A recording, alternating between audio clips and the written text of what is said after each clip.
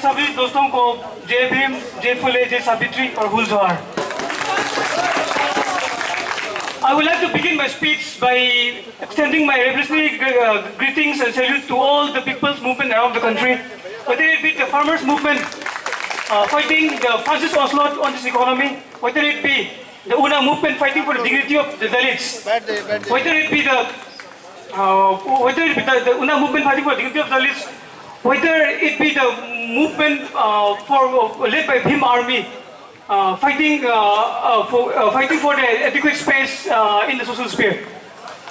I would like to express my revolutionary gratitude and salute to all the struggling people across the country, whether in margins or in the periphery of the country. Here we'll stand by we stand by people's movement in Kashmir against the state repression. We stand by the people's movement in Gorkhaland for their right to self-determination, which is a constitutional right. So here also I express my revolutionary gratitude and support for people's movement in Meghalaya against the uranium mines, people's movement in Manipur against the attempt by state to plunder the natural resources either through petroleum mines or through dams. Friends, here we are fighting this election in a very crucial context. As you know, the country is going through one of the worst phase in its democratic history. People are lynched, mainly from the fact of being their identity. Muslims, Dalits, minorities, they are being lynched just for being an Adivasi and Dalit or a Muslim. On the top of that,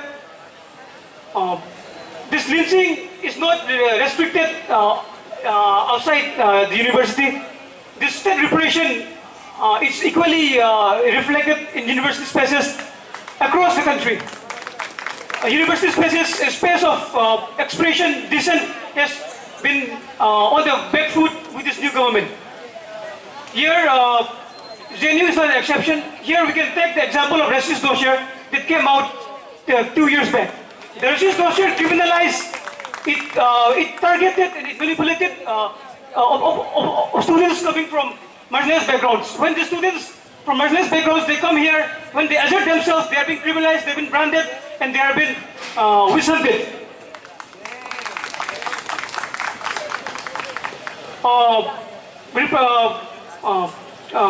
Of students, it's not the only branding or sidelining or marginalizing students from oppressed background is not just restricted through this overt acts, but also through government policies and plans.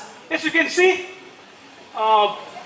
reservations has not been fulfilled in JNU for so many years, either at the level of faculty or at the level of students. Reservations of students belonging to SC/ST minority has not been fulfilled. On the top of that, Viva has been made 100% weightage. Adding on to that, regional deprivation points and gender deprivation points have been done away with this current academic year. So this is a systematic attack to exclude students coming from marginalized and oppressed section in university spaces. However, I would like to stress the fact that curbing of dissent or curtailing the university spaces is not just restricted for minority students. It is for all students in these campuses that raise critical voice and that challenge the establishment. Here, the closing of dhabas is very crucial because dhabas in JNU culture is the site where debates are done, where ideas are exchanged, and where critical discourses took place. So, in this context, the closing of dhabas will critically curtail this nature of JNU.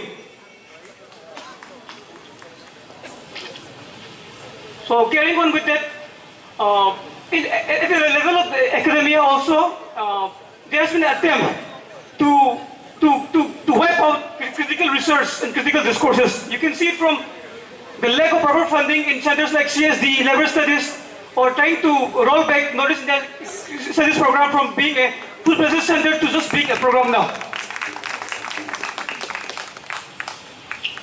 So here, with all this attack, with with all this attack, even I would like to mention the case of Adblock. Now it has been grilled, now cameras have been placed everywhere, so we don't have any site where we can engage in debate or engage in protest.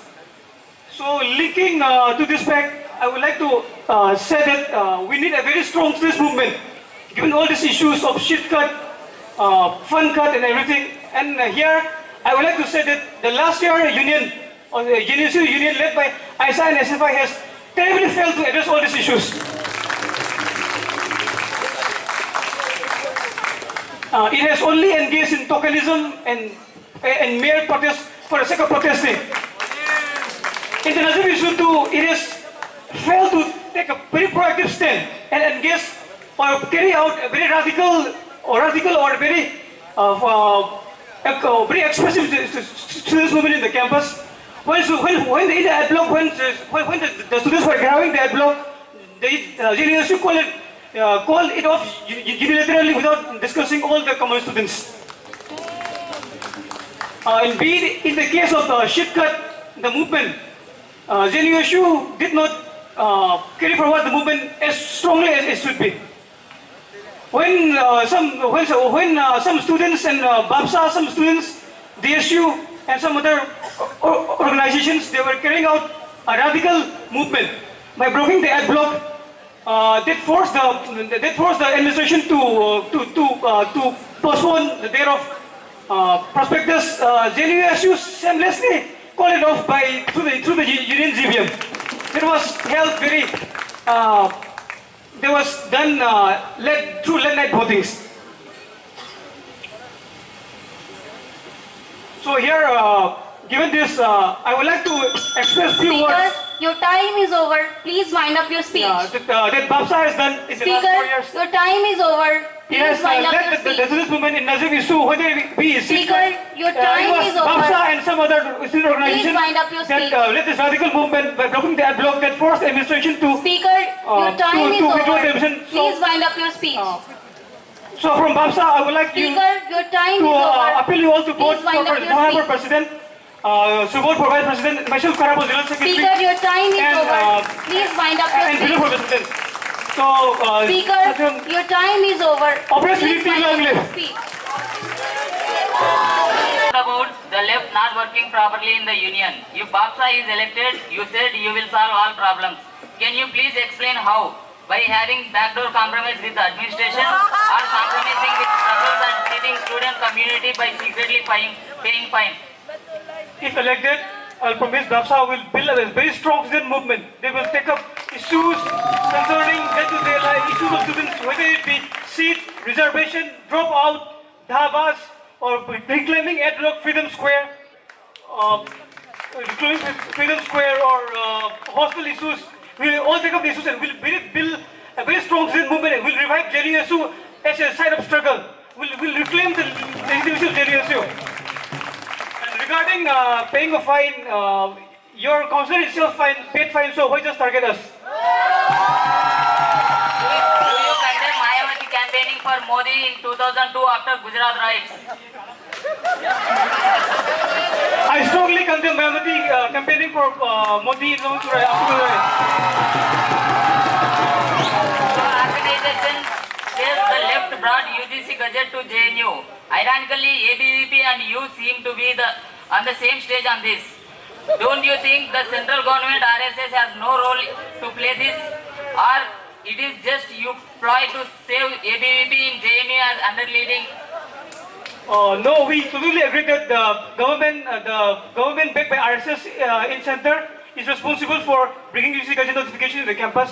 ABVP as the student wing of JNU of RSS and BJP in the campus itself also is hugely responsible for bringing gadget notifications. But however, JNUSU is the union, as students body should have fought, resisted, and built a movement against the gadget. So JNUSU is responsible for gadget in this campus, the massive shit cut.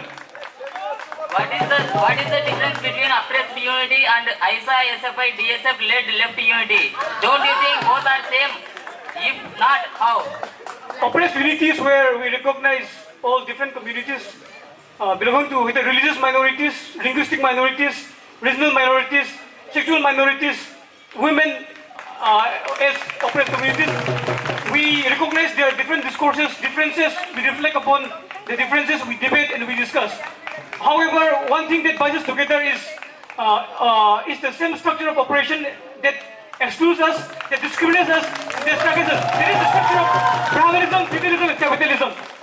So we are united in this fight against the struggle. It's an organic unitarity where people stand side by side in the struggle, where we stand towards each other. However, the SFI or now DSF unity is electoral unity.